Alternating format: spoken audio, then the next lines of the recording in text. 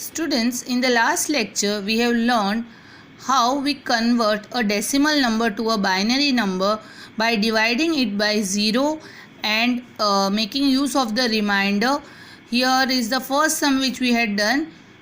We have converted decimal number 55 to an binary number where we get the answer as 110111. We have seen another method of conversion of decimal number into binary system. We have seen one sum from our textbook in our online class.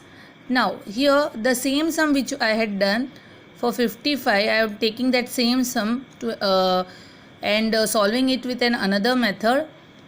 See here, in this method we are using the power of 2 base. Power of 2 base means we have seen 2 raised to 0 equal to 1.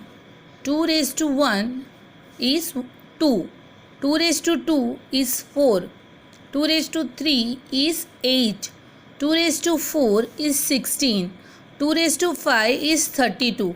And 2 raised to 6 is 64.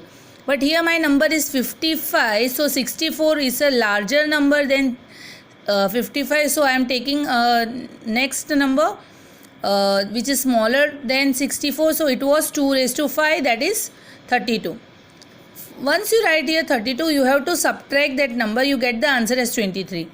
What you will do to make it much simpler, you first write all the base of 2. You have started with 2 raised to 5, so I continue it with 2 raised to 4, 2 raised to 3, 2 raised to 2, 2 raised to 1 and 2 raised to 0. So first you write all the base. Then here I get the answer as 23. Now we all know 2 raised to 4 is 16. Now 2 raised to 4, 16 is smaller than 23. So I subtract 16 from 23, I get the answer 7. Now my next step is 2 raised to 3, that is 8.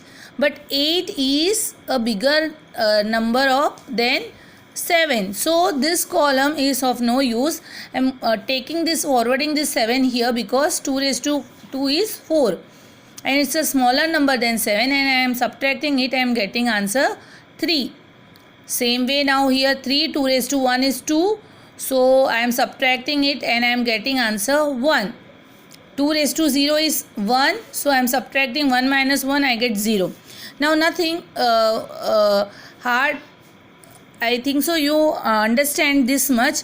Now you have to keep in mind that the place where you have not used the base of 2 raised to 0, at that place you have to put a 0 and the remaining place it is on mode, that is 1.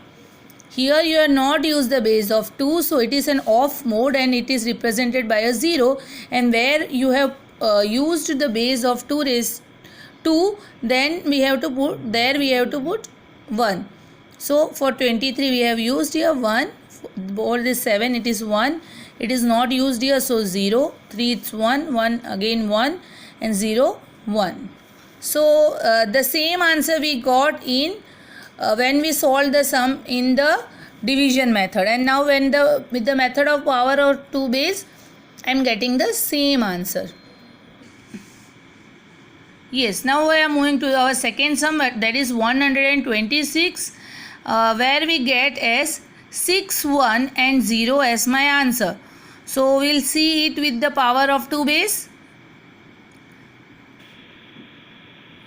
See the same sum solved with use of power of 2 base. Now in the previous sum we have seen that 2 raised to 5 is 32. Then 2 raised to 6 is 64. Then 2 raised to 7 is 128.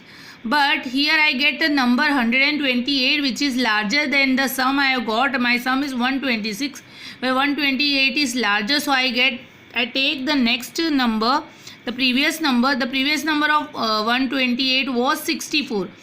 That was 2 raised to 6 power. Now again the same thing which I explained in the last sum. What you will do, first you write 2 raised to 6, then you will write it in decreasing order. You will write till you have to write till 2 raised to 0 base.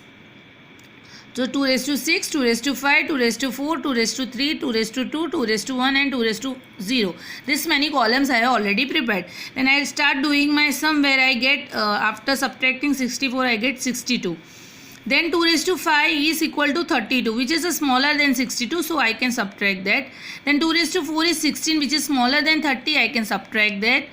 2 raised to 3 is 8, 14, which I can subtract.